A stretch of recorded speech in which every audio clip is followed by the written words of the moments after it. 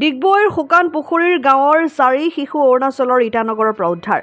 ডিগবৈ আৰক্ষীৰ তৎপৰতাত ডিগবৈৰ 4 শিশুক উদ্ধাৰ কৰে অৰুণাচলৰ ইটানগৰৰ আৰু 0 নামৰ ঠাইত।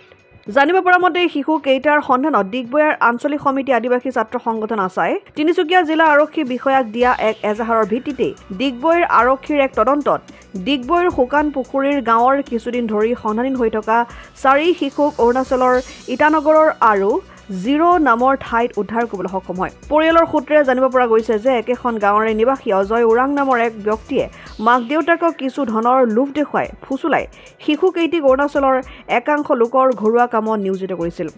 ডিগবৈ আৰক্ষীয়ে শিশুকেইটিক উদ্ধাৰ কৰি পৰিয়ালৰ লোকক গতাই দিয়ে। স্কুল পঢ়ালে নাই কাম কৰালে কি কাম কৰালে কি কাম তুমি খেতি বাড়ি যোৱা আৰু ঘৰে থাকা আৰু ঘৰলৈ গৈছো স্কুল নাই পঢ়ালে নাই কেলে ৰে ৰজেই ডিগবৈৰ পৰা ৰাজু হাজৰিকা ৰিপৰ্ট অসম আদিত্য। NKS হুণ্ডাইলৈ স্বাগতম। নৰ্থ ইষ্টৰ প্ৰথম GDSI 2.0 ফিচাৰ্ছ ডিলাৰ হৈছে NKS হুণ্ডাই।